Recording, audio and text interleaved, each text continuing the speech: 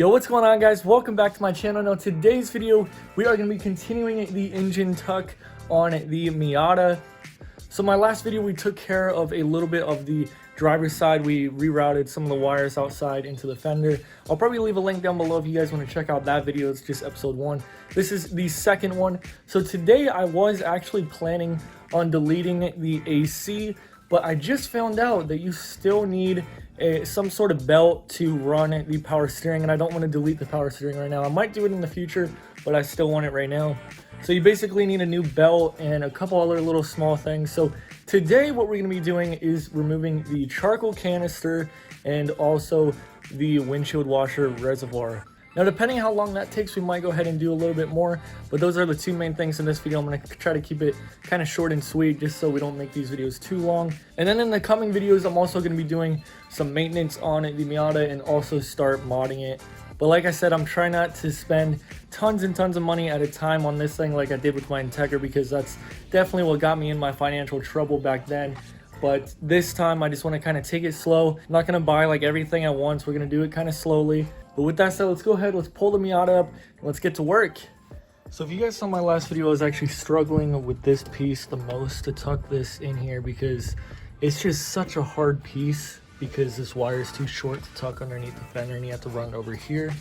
But now that I know that my airbag doesn't work, we're just going to go ahead and take this out anyways because, man, obviously it's not going to work, and we'll be able to tuck those wires a little bit better down there. So we're just going to go ahead and take this off first things first, and then we'll start on the charcoal canister and the window washing reservoir. All right, so now that we got that all out of the way, we're going to have to do something about this wire eventually, but I'm just going to leave it like that for now because today, like I said, we're going to do the charcoal canister and the reservoir. So let's go ahead, let's start with the charcoal canister. It's pretty easy. So the first thing we're going to do is take off this top one and also this side one. This one doesn't have a clip though. All right, just like that. Disconnect it from here. And then underneath here is another hose. I don't think there's actually a clip on it. No, there is not. Right, just like that. Charcoal canister is out. Now the next thing we're gonna do is unplug and disconnect this thing right here. It's just a 10mm. And we take this out first. There we go. Take that out. And then you'll notice that there's actually a line on this thing that goes around and connects right here on the intake manifold. So we're gonna have to plug that, or what I've seen a lot of people do is just run the hose and do a circle right here into this. Otherwise, you're gonna have an air leak right there. So we're gonna figure that out in just a second, but let's take this out. All right, so now that we got that out, we have this remaining hose right here. We're gonna have to disconnect it from this clamp down here. Now, if you do not reconnect this to this pipe right down here, if you can see it, there it is, then your whole engine bay is basically going to smell like gas. So what we're going to do is take this off and just use part of this hose and reroute it from right there to that hose right there. All right, just like that. And then we're going to cut it to size. I'm just going to cut it right here.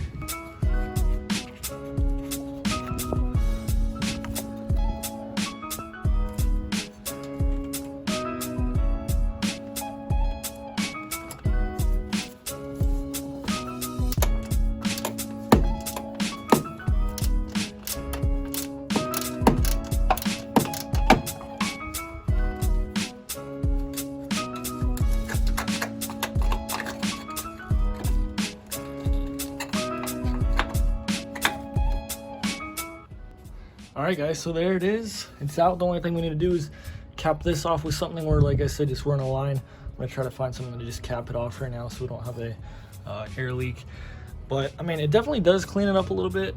There's still tons of wires and stuff in there, but you know, that's something we'll do another day. Now it's time for this big bad boy. So I think it's only held on by these two 10mm bolts up top, and then there's also a clip back here that is on the reservoir that we can just take off right now.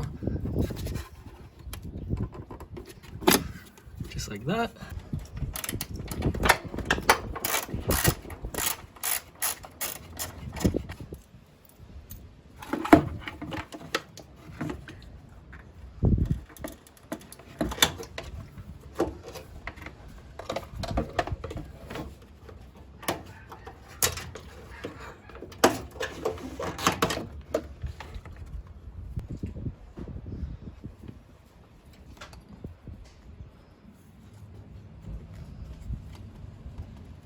Alright guys, so there's the finished product.